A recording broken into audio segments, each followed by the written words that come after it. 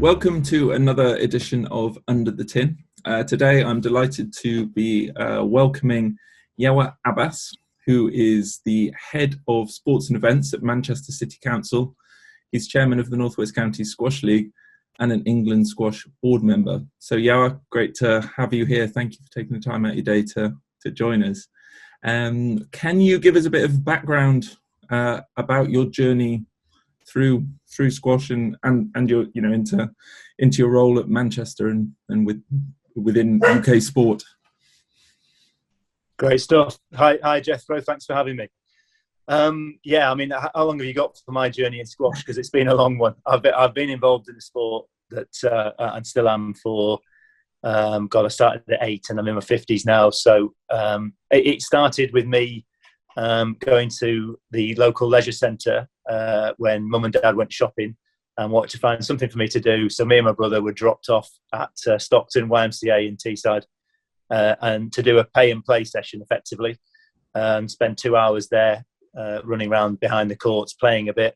And then from there I started then going to a club very near to where I lived, Yawars Squash Club, and as I got better at the sport I just became more and more engaged. I mean, I played pretty much every sport there was at a reasonable level. I got in the most school teams for stuff, but squash was the one that I seemed to be able to beat most people at. So, and I think the other thing that happened, which was great, was that there was a little group of friends who lived on the same estate of me, and we used to play together. And I don't know if anybody's read that the great book by the table tennis guy, whose name escapes me. Yes, that's right. Yeah, and he talks about that how you get those little groups of people who train together and train without even realising about it. And we did that, and we all played county squash together. We were from a small town in the outskirts of Teesside, and we all played for the county team.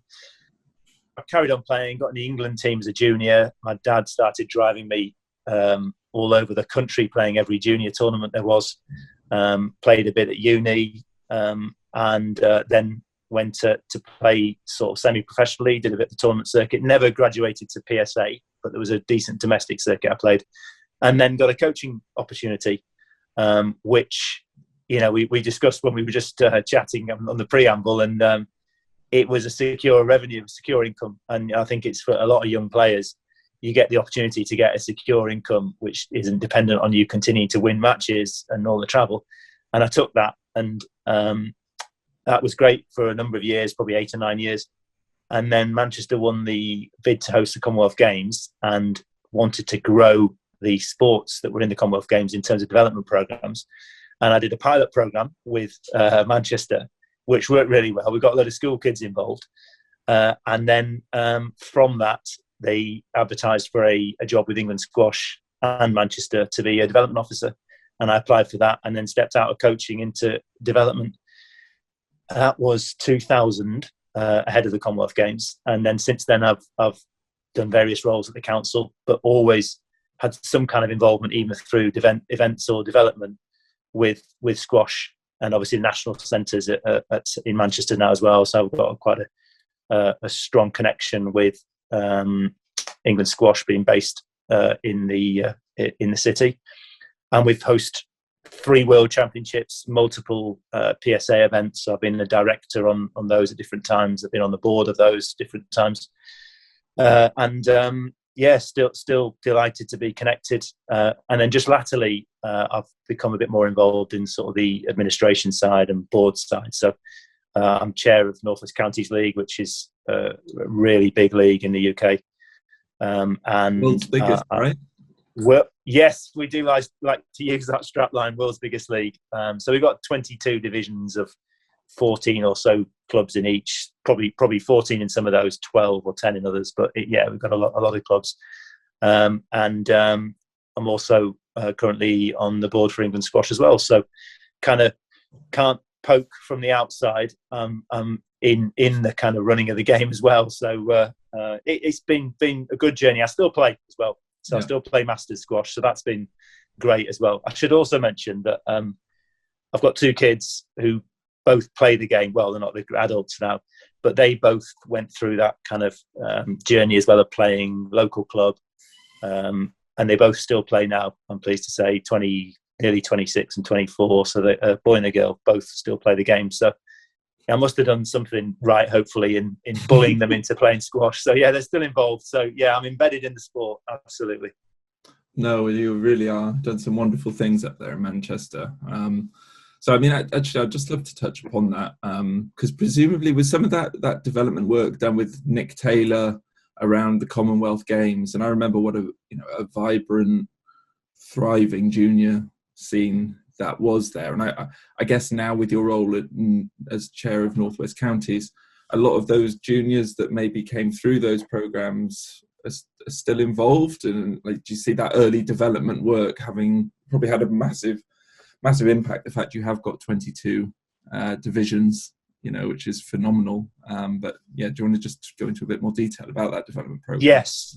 So Nick was still a player in 2002. Obviously, I think he was literally squeezed out of the team. It was really tight. In those days, England were really spoiled. We had I think half a dozen guys in the top sort of 12 in the world. So it was a tough time. So Nick was pretty close, but didn't quite make the team.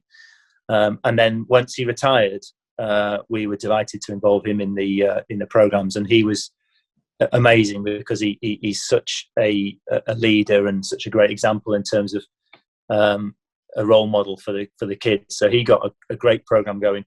We picked up kids who I still see now who are probably late 20s, 30 years old or so, who started definitely back in that sort of boom time for us in the city.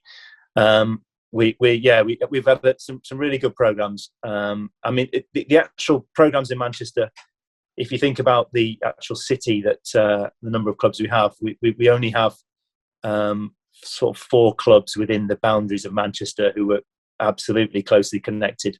But I'd like to think the influence of the games and what Nick was doing, well, it did. It stretched into Greater Manchester, into Northwest Counties. We'll probably get on and talk a little bit about it more later. But we do see some young players who are influenced from back then, and I think we're seeing a lot of the same players who are playing league squash from then who weren't young then but are still playing now, which is great.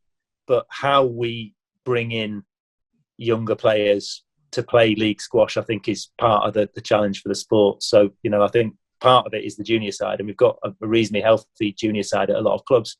And I'm sure people involved in squash will know that, you've got a junior section that works, but how you transition those juniors into wanting to play league squash is quite often the challenge. And then you might lose them away into jobs or university. And now how do you get them back?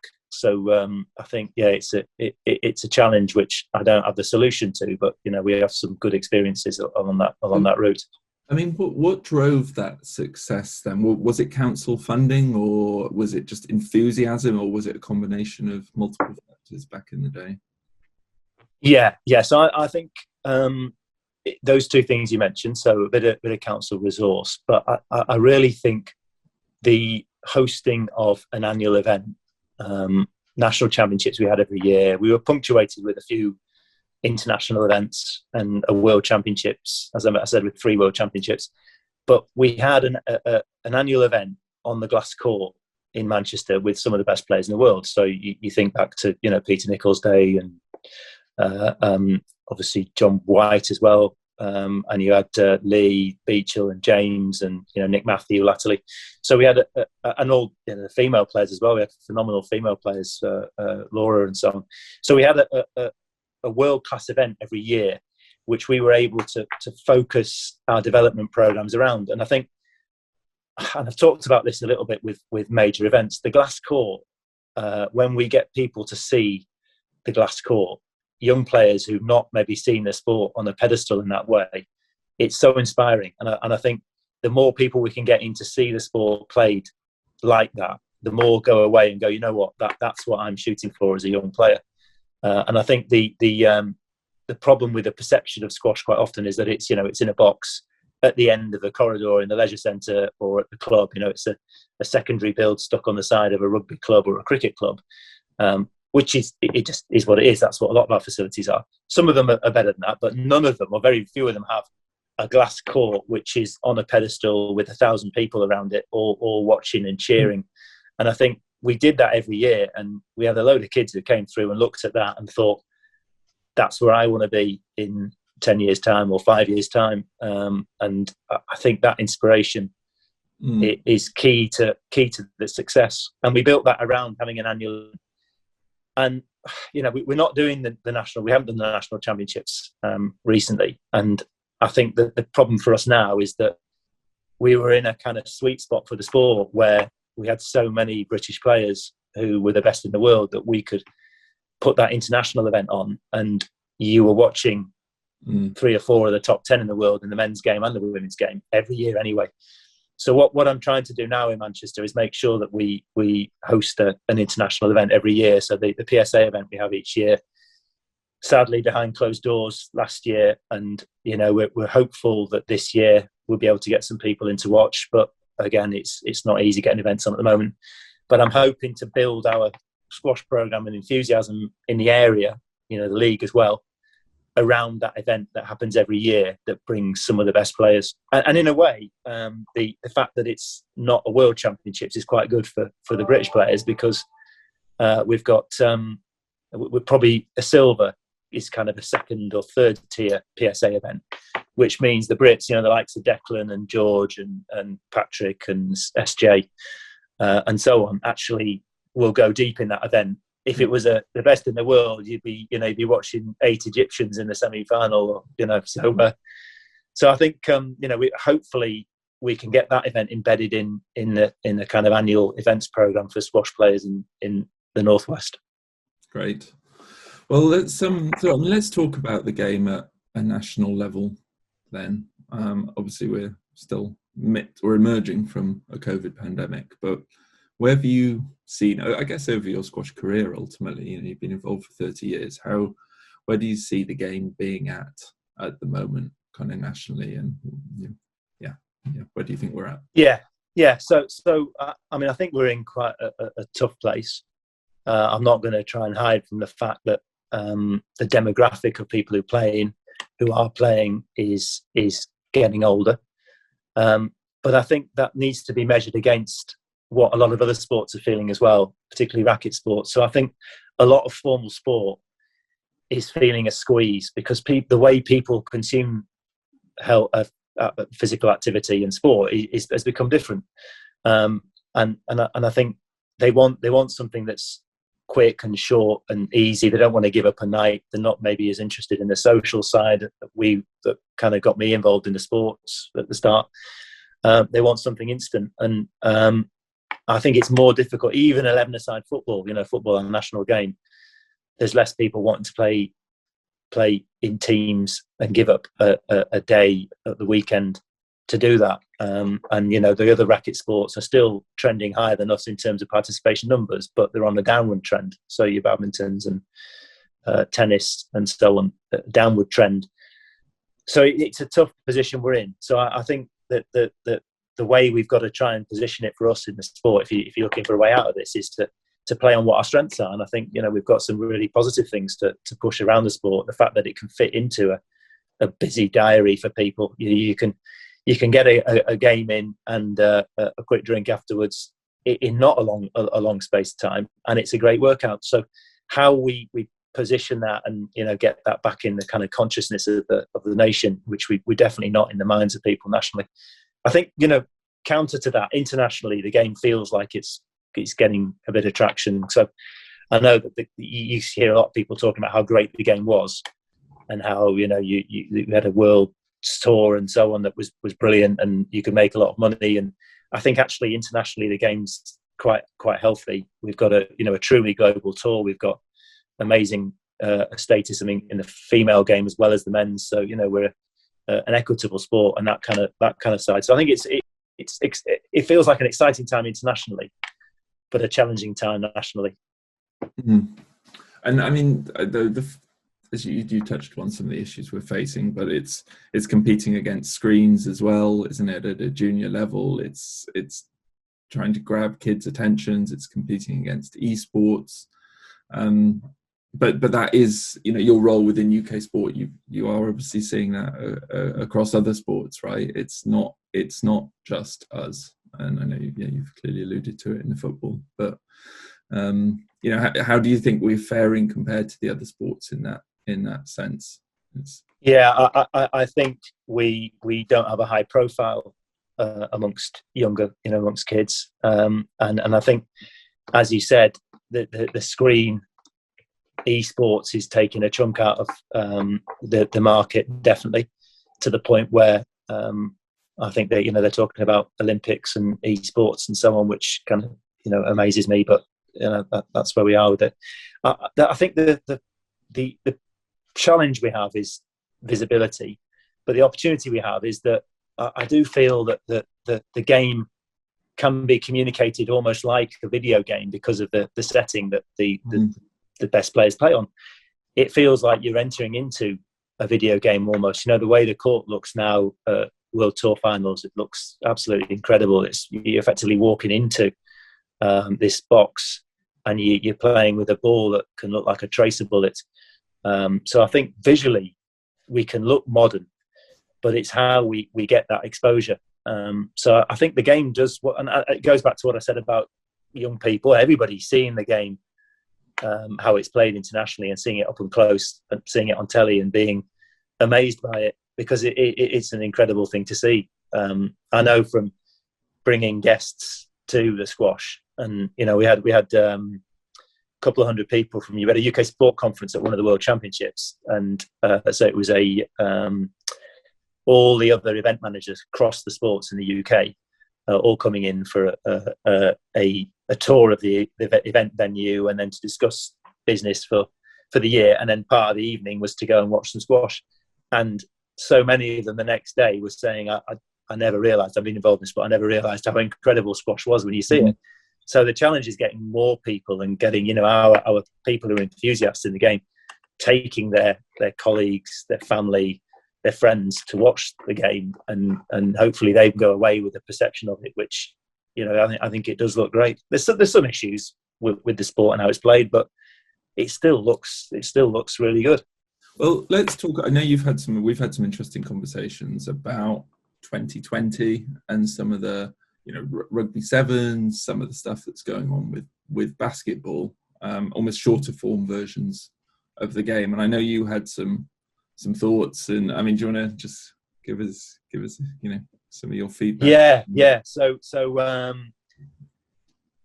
clearly some sports are addressing the attention span, which is limited, of your TV viewer, and coming up with a format. So, the obvious ones are like your 2020 cricket, which is, an incredible product now and is probably going to completely kill Test cricket at some point in the not too distant future, certainly in some of the nations. Then you've got rugby sevens, which was a vehicle to get rugby into the Olympics effectively. But if you offer the Olympic movement the opportunity to fill their stadiums before the athletics starts, which is what rugby said. They went to the Olympics and said, right, we're going to put people into your athletic stadium before the game starts. Are you interested? And Olympics, where do we sign? So they're in with a format of the game which was really used as a big social occasion. You think of Hong Kong Sevens, Dubai Sevens, those kind of rugby events. That was a big social, and they've turned it into an Olympic sport, which fair play to them. And then I think climbing is one of the recent ones, which we'll see in Tokyo, where you've got versions which are definitely aimed at the TV audience and short attention span. So the sprint where they're just racing up to the top, and it looks like a game again, a contestant TV game, and again, great. I remember you saying if you spoke to the purists around climbing, they would be kind of going, "What's that?" Yes, exactly. A bit like cricket. Yeah. And then the other one is 3-on-3 basketball, which we're at the moment trying to engage with our basketball audiences, and they're as you would expect.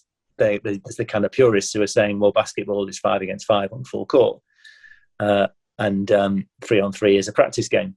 And actually, in the Commonwealth Games, it's going to be the only form of the game. And Olympics is going to be full court plus 3-on-3. So again, the sports that are being quite brave and taking on the traditional membership are well, we'll see. It remains to be seen what happens, but again, it gives them an opportunity to be seen as relevant. So in terms of squash, I mean, we had this chat about what you could do, and I know that you suggested something, and we've been trying it up here, which is serving into the front quarter of the court rather than serving into the back quarter. And I think we do need to think about not diminishing the game, but just being open, because I'm sure when people suggested 2020 cricket, for me, 2020 cricket, I'm a big cricket fan. I mean, batting now is pretty much like baseball. The guys are standing and just anything that comes anywhere in the hitting zone, they're hitting out the ground. And the sport's fundamentally changed, but it's exciting.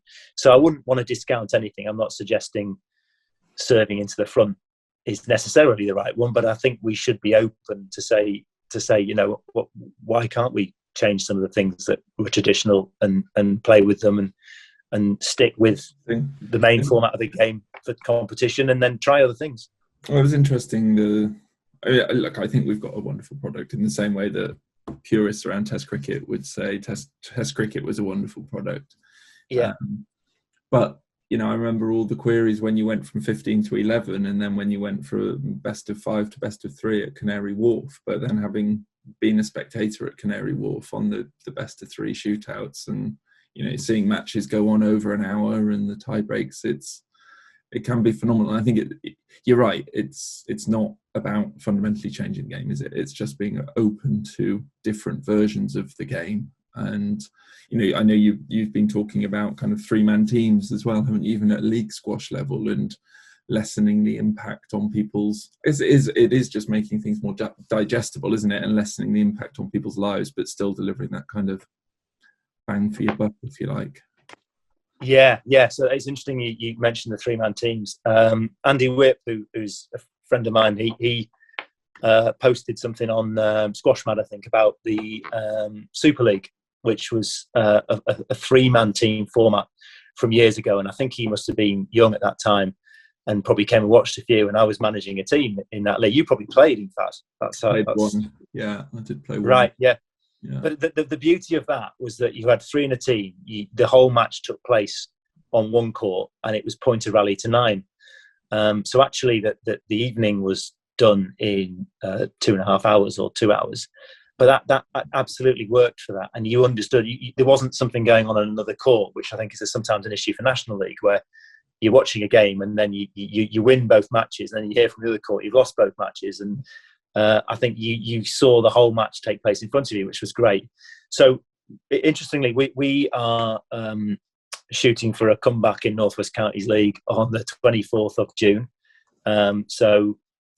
Allowing for hopefully no more restrictions, we are going to go with 3-man teams, and we're going to kind of regionalise some of that. We're just waiting for. I mean, the response has been really positive, so we've got a load of teams in already. Closing is tomorrow, I think. So I'll have a chat with Jeff, our league secretary, to see where we're up to. But I'm sure we'll have a lot of teams. Then Jeff's got to try and get them into some kind of league. We do have a summer league every year. But it's usually traditional 5-man teams, and we have 3 or 4 divisions for people where 26 weeks of squash is not enough, and there are some people who just want to play all year. So to cater for those guys, we do a summer league. This time, obviously, it's different because nobody's played for over a year. It's been tough for all of us. So we're excited to try and do something different. And it's going to be 3-man teams. So we were anticipating potentially rule of 6. We don't know. Who knows where we'll be. But we thought with 3-man teams, it would protect that. But yeah, it'd be interesting to see how people feel about it, because you'd be playing in a team of 3. You'll have all your matches on one court. I don't think it will necessarily lessen the number of people playing the sport, but you'll increase the number of teams because obviously there's less people in the team. So why would you not think about 3-man teams? Let's see how it goes. I mean, I don't want to alarm people because nobody wants to change things if they don't think it's broke. And we have a lot of great people who've been involved in squash who've always played 5-man teams and would not want to change that. But if it means we secure the future of the sport because it's more attractive to people who've not played before and they're more likely to take it up, then if you've got a club full of people playing a match, it doesn't matter whether they're playing in teams of 5 or 3 to me. So I'm definitely going to see what the kind of reaction is to 3 in a team, and how the evenings go, and the travel and the organising and the dropouts and all of those things. So, I think it's a watch this space. Well, I guess this is a really interesting time to touch upon what the appetite appears to be kind of in a post-COVID world now for, well, 1, squash, but 2, league squash and teams mixing. And, you said that the summer league seems hugely popular. Do you envisage as many players coming back to the sport as we had before, or do you think we're going to be facing more challenges? I mean, the honest answer is we really don't know. I think we're getting mixed reports back from across the network. Some clubs, Marple, the young lad who's coaching there, and we've had a great number of people playing. So, that's a really good story. At our club at Grove Park, it's been quite slow. So it's difficult to know where we'll be. I think there's the people who are absolutely desperate, and I'm sure it's reflected for the on the squash skills. People are enthusiastic and will be enthusiastic whatever happens. But I think the waverers are possibly yet to be convinced. I'm hopeful that we'll have a lot of people into summer league, and then from there, I think there's a lot of people who aren't going to come back until the autumn, whatever happens.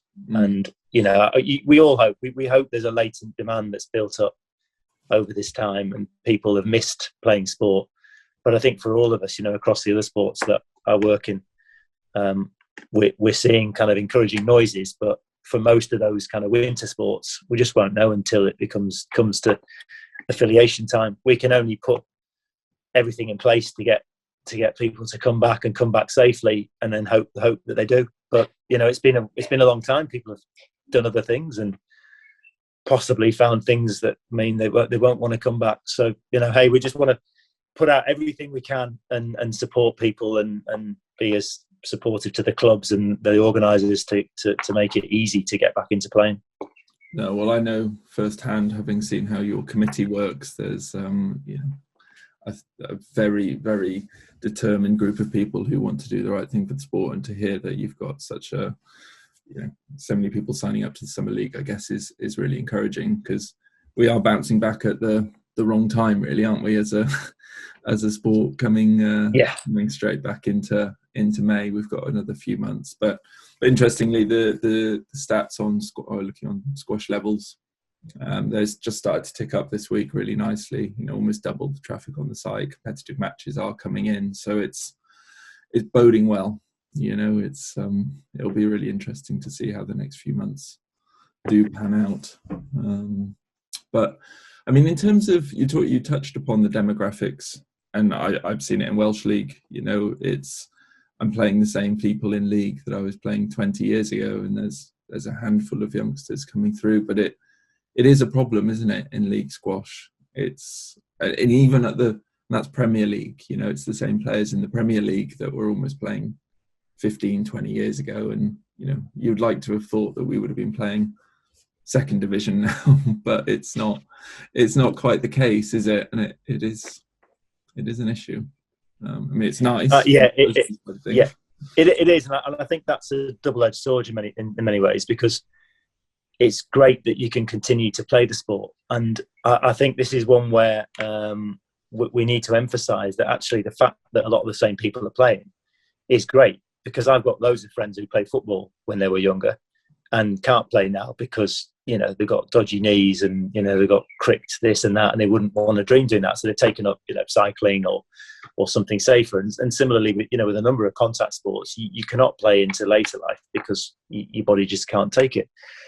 But generally with squash, you can play. You can't play at the same level, but you can play at a decent level and enjoy the sport. I mean, you see the Masters, we have over 80s categories now, and those guys are moving about the court a bit and having a great time. So I think it's a positive, but it's a negative because, and I think this is the challenge for anybody involved in administering the sport. You have people who've been involved doing a brilliant job in the sport who aren't going to change things away from what they enjoy doing.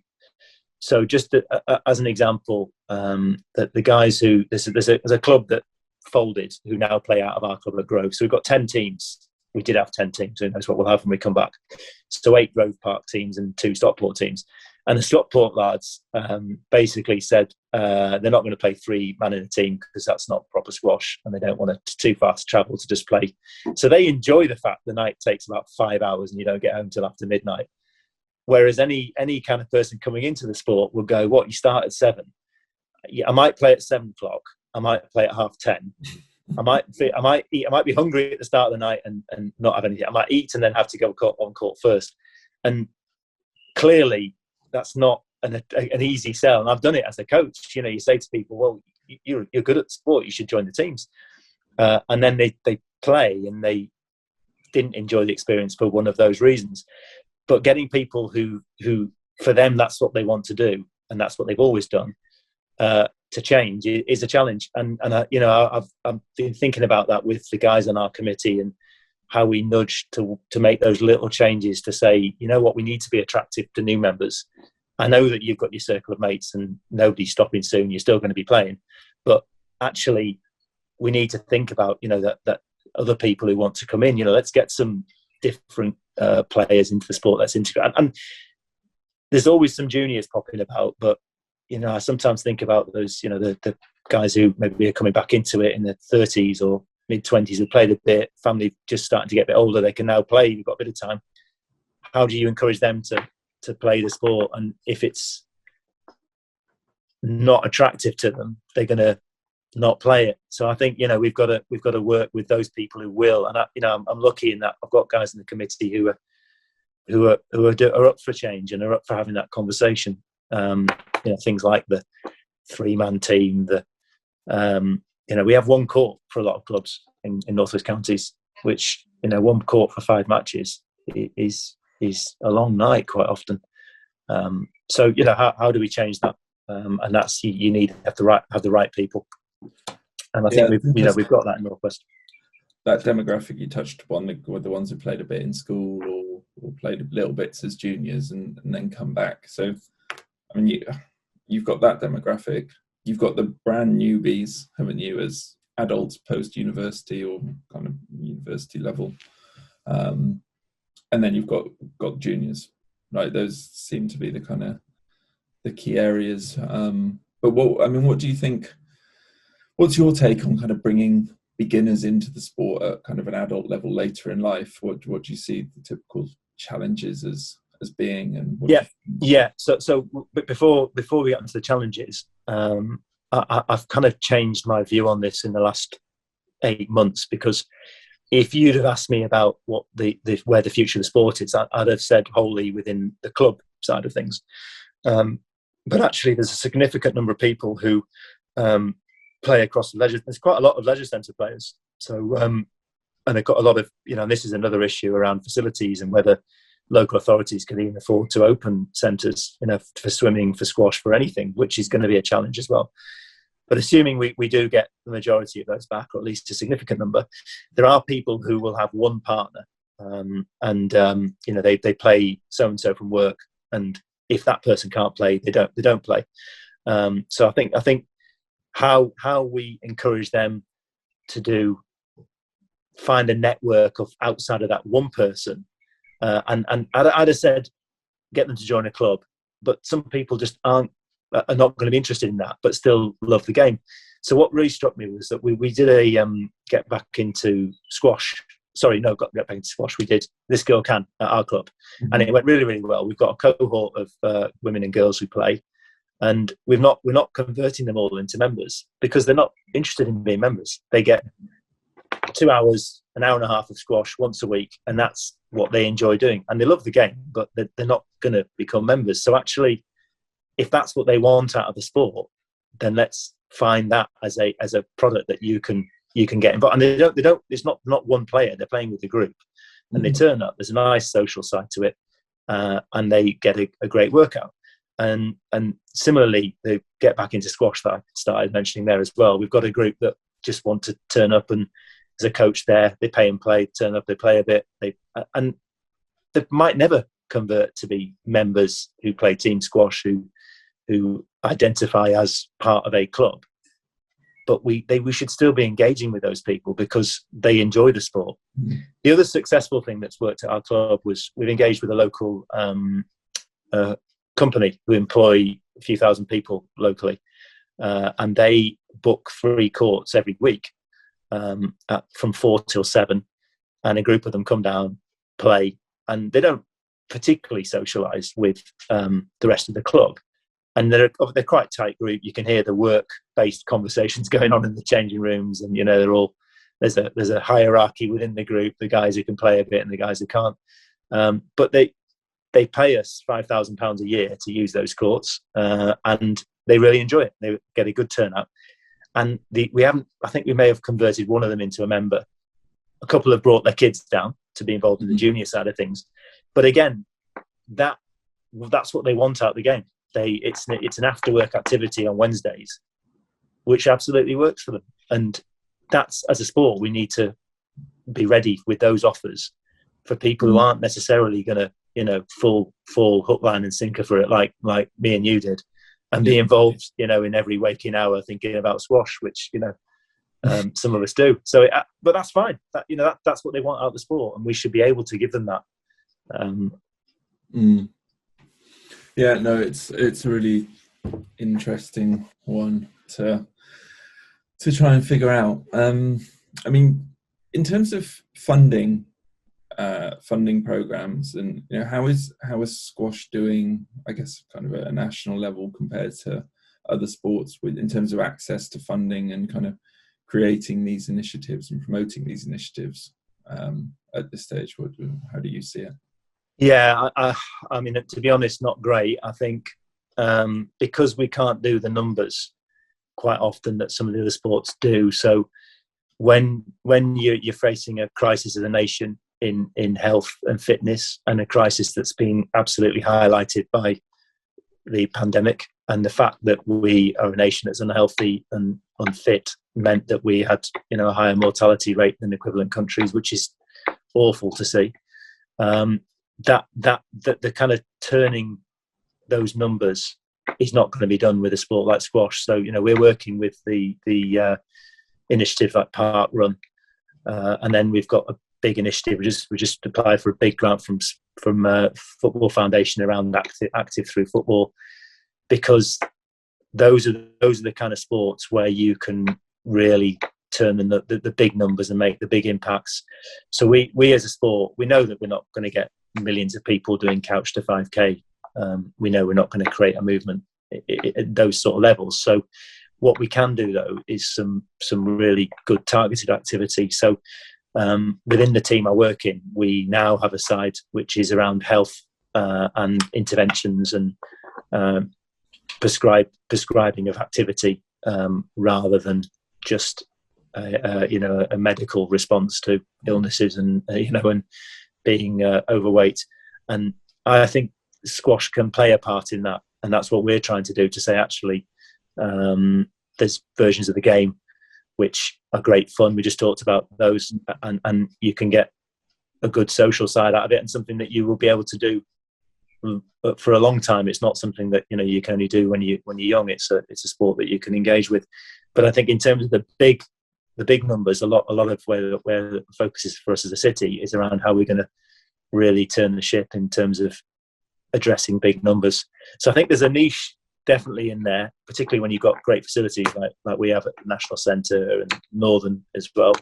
And I think that the Squash Girls Can stuff has been positive. I did see some great videos. I don't know if you saw the adverts for squash for This Girl Can, but there was an award-winning advert campaign that Sport England did, which was incredible.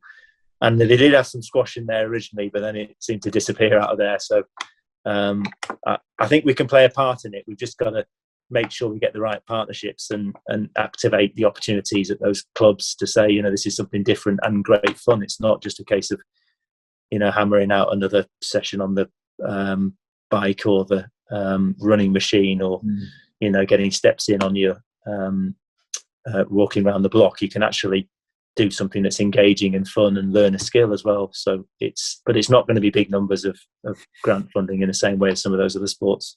No, and I mean, if you think about the funding within England squash over the years, I mean, it was its peak. Were we 73 employees nationally back in the day? It was around that figure, wasn't it? And now we're kind of low teens, and that's funding led. And is that all tied to participation numbers, or was that winning things, just to paint the picture? No, so there's two elements to the funding, and this is another thing we can probably get into. But in terms of participation, the Sport England funding is related to the number of people playing your sport. So the guys at England Squash are always trying to show how many people are playing our sport, and that is evidence.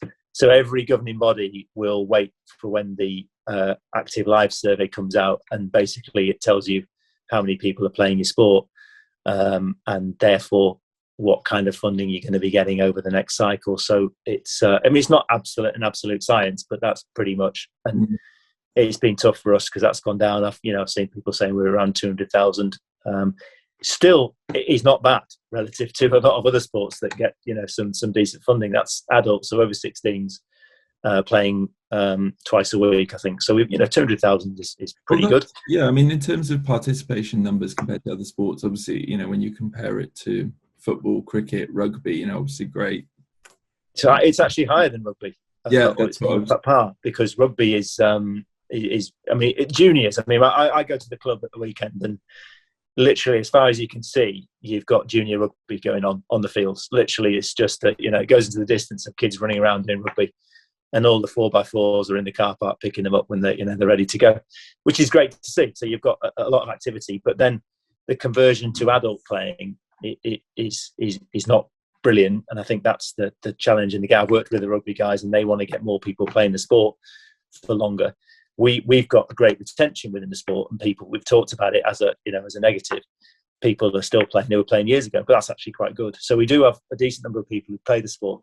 The other side to the funding is the performance based. So UK Sport looks at the performance side of sport in the country, and because we're not an Olympic sport, then we just don't really register in the same way as some of those sports do.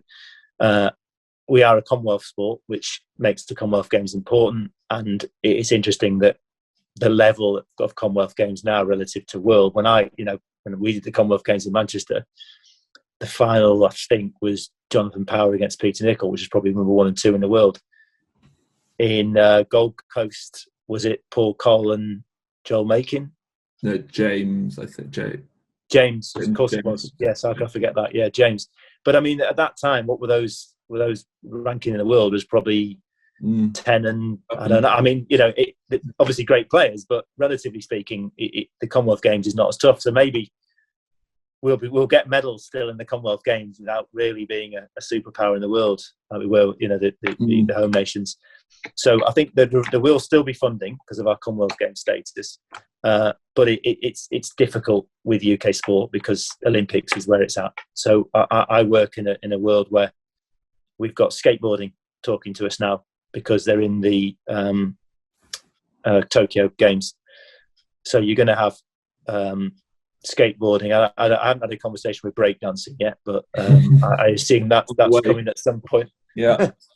Yeah. So you can see where I'm going with this, where these guys don't have any kind of structure within the sport at the moment, and they're almost having to build backwards from somebody's going to be wearing a GB vest at the Tokyo Olympics, and it's going to be an 11-year-old American, I think, or an 11-year-old girl who's British, but she lives in America. And I think skateboarding, clearly for the Olympic movement, the average age of the viewers apparently is 58, and they 58-year-olds don't drink Coke, so Coke are saying to the Olympics, get us sports in that appeal to a younger demographic, and they've gone for skateboarding and breakdancing, and we can't compete with those for what we're doing in squash, but we just need to understand that that if we do get that, then everything changes, Olympic status. But at the same time, we've got a strong offer anyway. It's a global game. There's a great international circuit. We've got some great games. So I don't want to overemphasize. But it would be a game changer if we were in the Olympics, just in terms of funding. We can't touch upon it without kind of asking the question. I mean, given where we're at, do you think we will get Olympic status, given the direction that you're seeing things going in, and given your role, can you see it at the moment? In all honesty, I really don't know. I think there's some real positives with the sport, and I think that we've got some great selling points. But it's selling to your traditional sport. Those who understand sport and understand what it takes to win medals. And for me, that was always the most important thing. So I couldn't understand as a squash player how we went in. But then when you look at who decides, and I think people often level corruption and money changing hands, and I honestly don't think it's that. I just think if you stick it in front of people who are basically going, we need to get a younger audience, we need to get something that adds to the Olympic programme. Why would you choose squash when you've got 3 or 4 racket sports anyway? It's not going to add a younger demographic particularly. It'll be great for squash, but will it really change anything for Olympics? It's difficult. So I think we've got to work on what it's going to look like and where you can put it. So I think you can put skateboarding and climbing in a box, and it's going to look amazing. And you can get breakdancing as part of, I don't know, on Olympic Park taking place as people walk past it, and it will look incredible. They won't even know who's competing or know who's going to win the medals, but it's going to look great and it will add to the Olympic programme.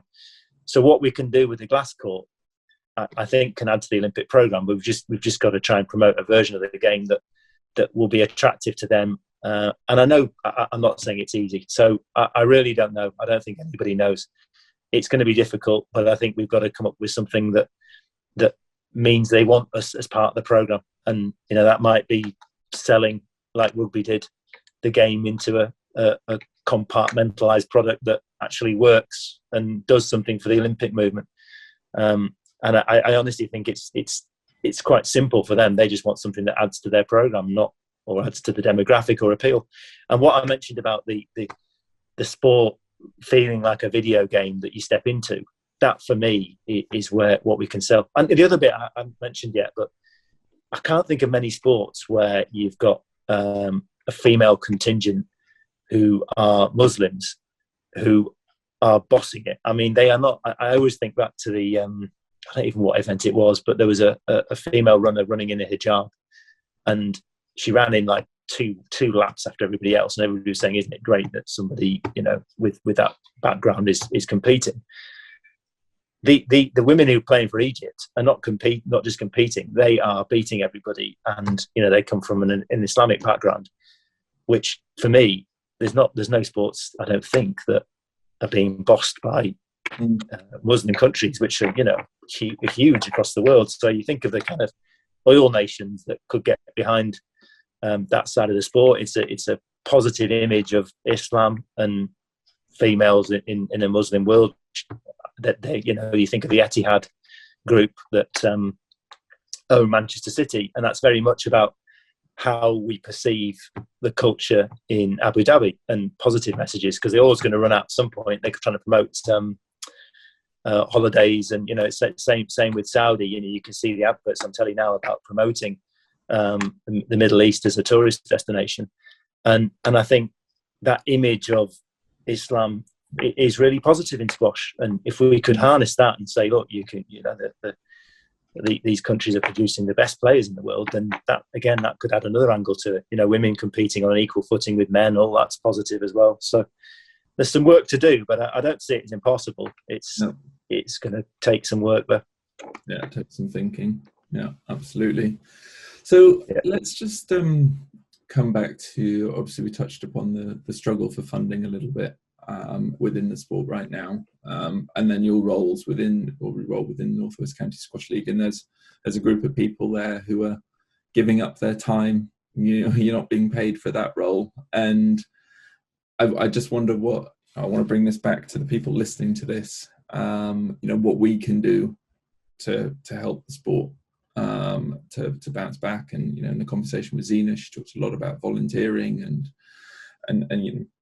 getting one-day events going. And I'm just interested to hear your kind of thoughts and your journey through supporting the sport as you have done for the goodwill of the game, because it does feel like it's needed to certainly over the next 12-18 months as we try and recover from this.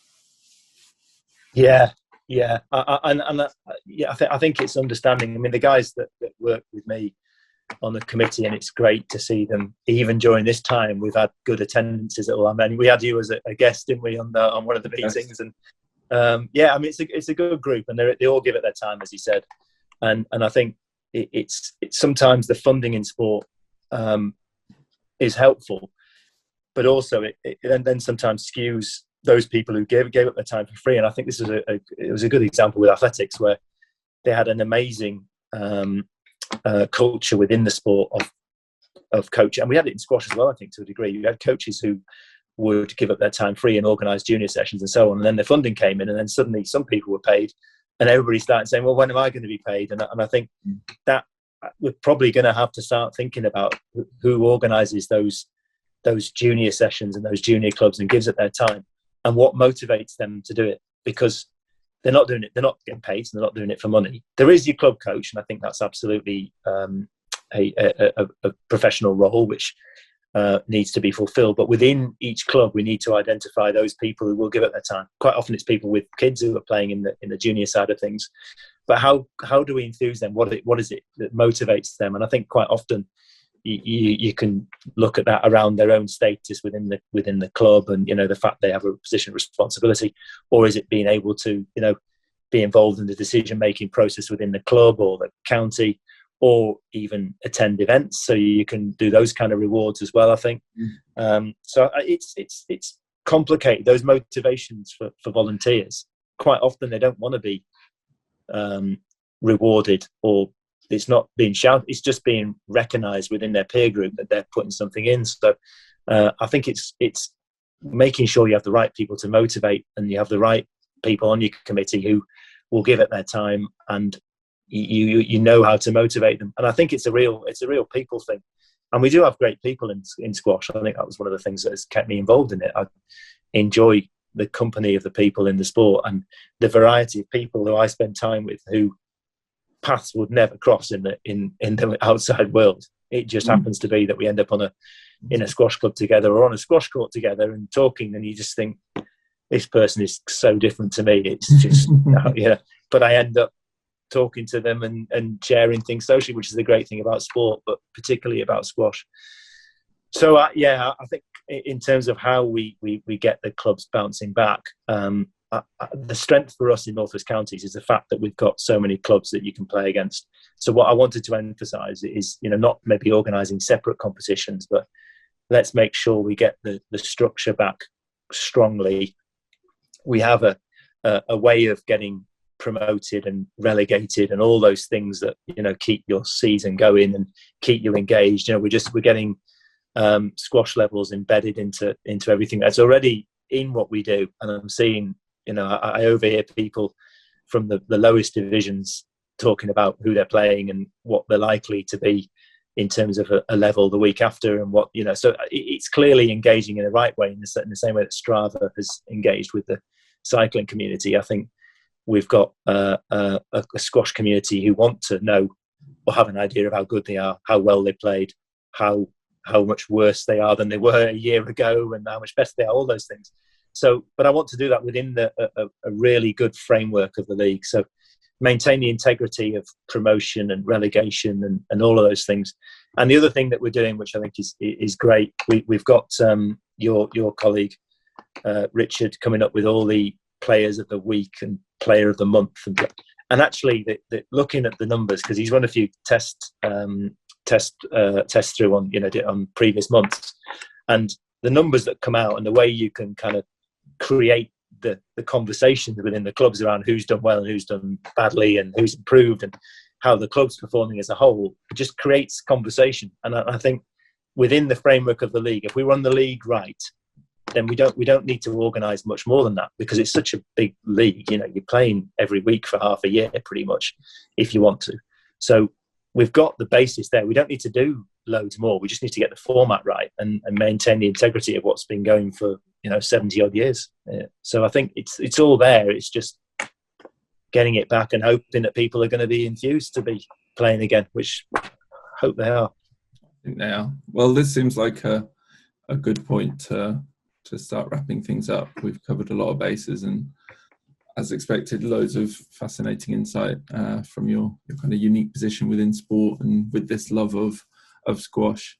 So, I mean, to wrap things up, do you want to just give me one reason why we should be optimistic about this period now as a squash community? What have we really got to look forward to? So I think we've got a fantastic global game that we need to view in a positive way, because the game looks great now at a very top level. So I think people saying that it doesn't make sense on TV or you can't see the ball, not true. I think it does look great, and it's a great looking game played across the world, which is really positive. And then the other thing, I know you said one thing, but two things. I think that negative, the same people, the fact that you can play the game and enjoy the game throughout your life is a real positive for the sport. It isn't a game that you do and then you move on to something else. If you're playing it, you can still be thinking, I love to see the Masters guys talking about what they're going to work on. They're in the 60s, but they're still going to work on something because they want to get better for the next event. And that's brilliant. It means you're engaged, you're involved, you're excited about being involved in the sport, whatever age you are. You're trying to say you're not going to be breakdancing when you're 75? Is that what you're trying to say? Well, I don't know. Maybe Masters breakdancing is another one they're going to bring up. Right. Well, on that note, I want to thank you for your time. No problem at all. Look forward to developing things up in Northwest Counties with you, alongside squash skills and squash levels. I think there is an exciting opportunity, and it's going to be great just to see everyone back on court. But thanks for your time today. Great. Thanks, Jethro. Speak to you soon.